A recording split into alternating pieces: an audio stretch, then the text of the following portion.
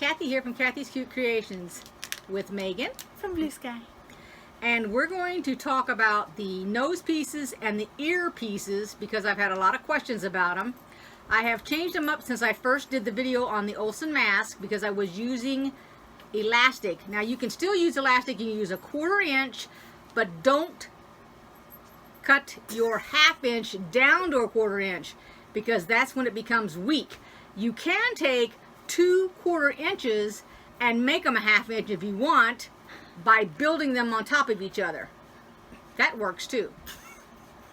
Alrighty, first off, at the very beginning I only had this wire. I bought it on Amazon. It's 22 gauge, and you want to take that up to the camera and let them get an idea of what that is. Very, very thin. You can use that for jewelry, and it's thinner than my pinky.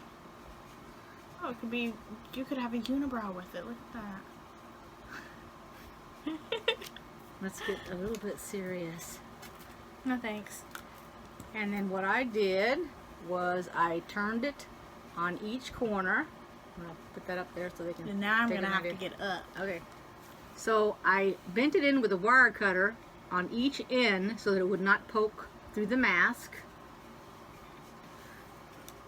And this is wrapped with a piece of plastic around that wire. Then, at this time that I got the wire, they were out of these little flat nose pieces. You want to put that up there? You have arms too. And for the spot that I make to put the wire, that thing fits, so it didn't have to adjust the mask at all, because that's very little. Now, when I ordered them, they came in a package like this, and I will put all the information in the film showing where all these can be bought at. Now, they were all online. I didn't go to the store to get them. The next set that I bought, which was this here, I thought maybe it said on the other side. It says 9 centimeter by 3.54 aluminum, and this is the second package. And if you look, these have little white strips because you can remove that paper and then it makes it sticky. Now they still slide in really good. Now that was it for the nose pieces. The next are the ear pieces. Don't put it in front of me. I'd like some space too. Okay, so I've bought black and white, which are the natural colors, and I got these online at Atwood. These are not through Amazon. Also bought a pink. They have a whole bunch of different colors. They have orange and green and camouflage, and they got brown, and they have them at a 1/4 inch and also different sizes, and I'll put that information also in here. And just to give you an idea, this white one was one of the first white ones that I got, and you can tell how thick that is compared to, you want to hold one of those pink ones? I'm going to hold my hand up. Okay. Compared to the pink here. How about compared to a nose piece? That'll tell you the different thickness, but they both are really, really soft. They don't bother your ears like regular elastic. Elastic. And then I also purchased, which I will pull down here in a minute, the elastic that you see when you go to the doctor and the dentist and they're wearing the blue or the pink or the white masks, and they got the little earpieces. I'm going to show you those. I got those also online. Okay, so when it came packaged like this, which is a real tight fold. Hold on. Oh, you can see it. Okay. And then when you unwrap it, it's like this, which made me think of yarn. Oh, this I was is the thinking exact. hair. Well, that'll work too. But you can see how little that is.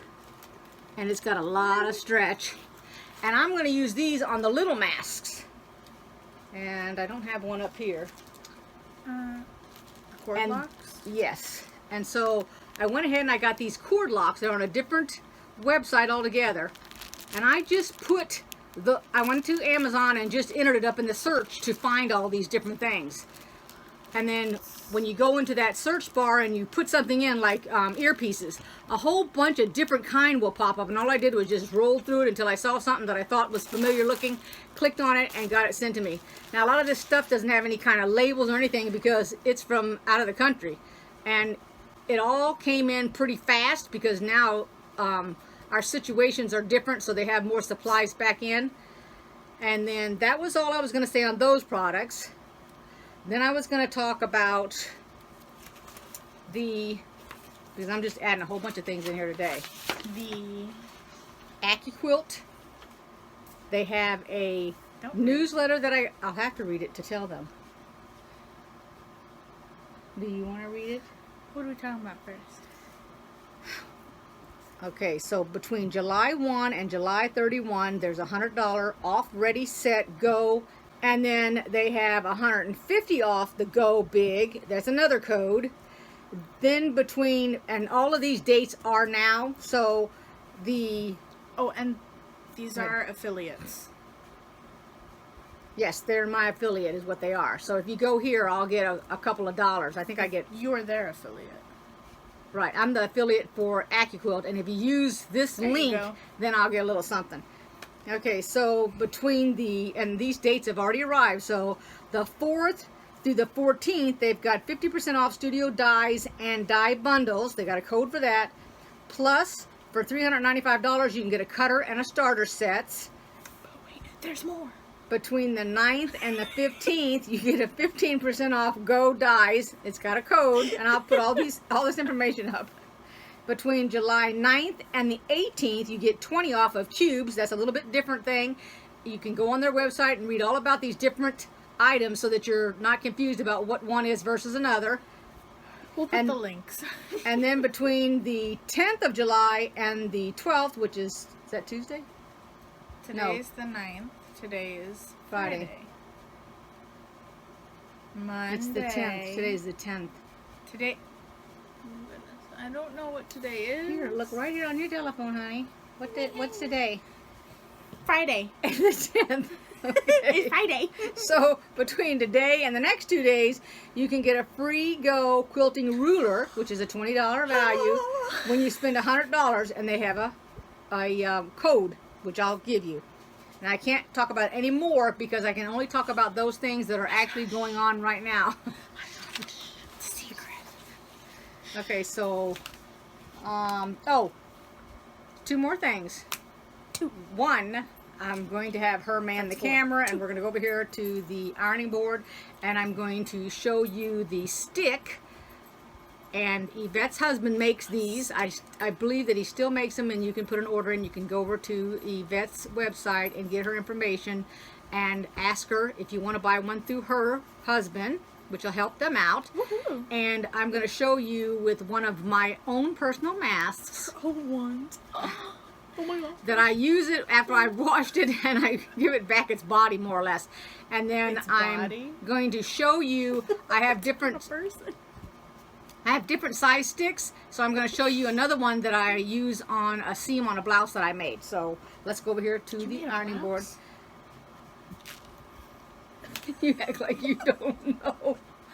Which one? That one right over there. I made it for the wedding. The one on the ironing board. It's a shirt. Anyway. All right, let's go over to the ironing board. I have been promoted to camera woman. On to Kathy. Alrighty, so here's the mask.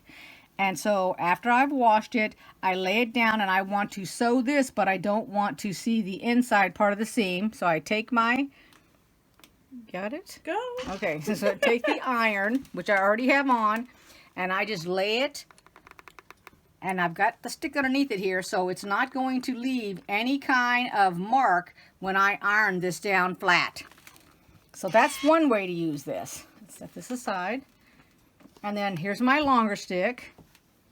And when I have the sleeve on this blouse, all right, other side of the sleeve. Oh.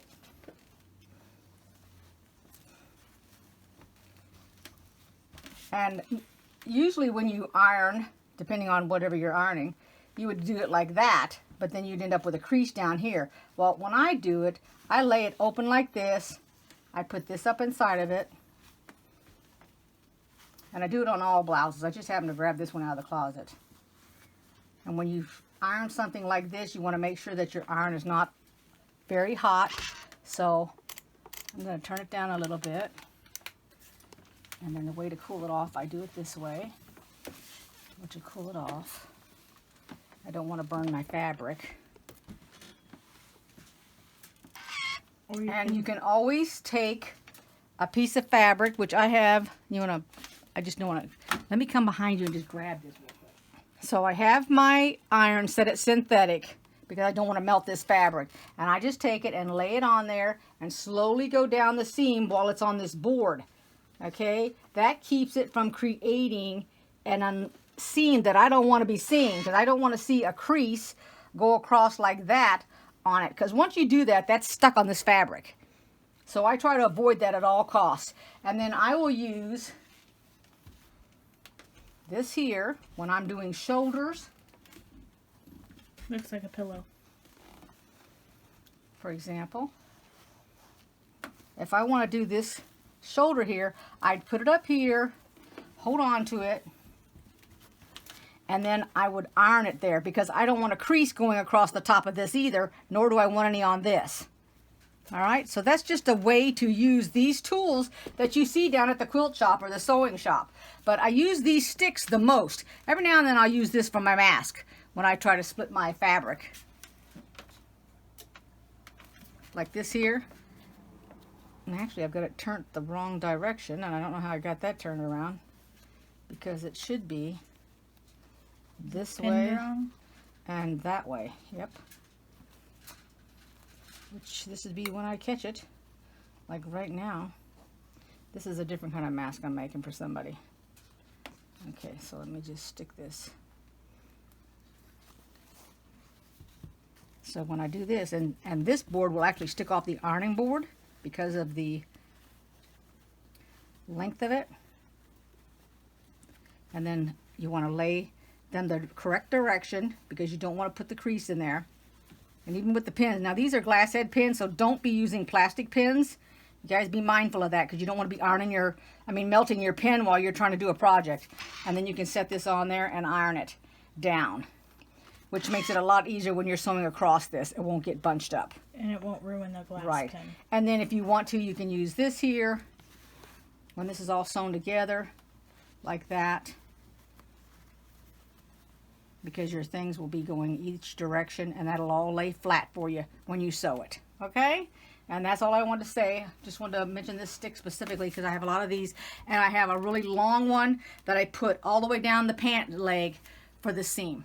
Okay, that's it. All right, so Megan and I have decided to go ahead and choose this panel for the baby quilt that we're going to be making next. I haven't finished with the last baby quilt, which I will show you. It'll be coming up here pretty soon. And then I'll get this one quilted and I'll show you it. This baby is due first part of October, I do believe. And I think that's all we want to talk about. And I don't know how much we're going to be cutting out of this video. Apparently I need a filter. I'll say so. Because I have no clue what I'm saying until it's already been said. I hope you guys like this. Enjoy. Oh, I just stuck myself with a pen. I hope you enjoyed this video. Okay. Yes. Give it a thumbs up and see you next time. Bye bye. So I'm coming back real quick, and this is that bag that came in the Creative Notions this last time. And let me show you the inside here. Okay, so here's the seam. Now, this has been serged. My question is, and I don't know who all has a serge machine and who doesn't, but it doesn't have to be serged, because you can zigzag it. You have this stitch on your sewing machine, or a straight plain zigzag. Either one's going to work. Would you guys like me to show you how to make this really simple bag? And the reason I'm asking is I'm going to make one of these because I take this bag to work with all the masks I've had already made, and I sell them because a lot of the people that come in, our customers, want these. So if you want, when I make my bag, I'll show you how to make your own bag. This way you could put your name on your bag. Just asking. Let me know.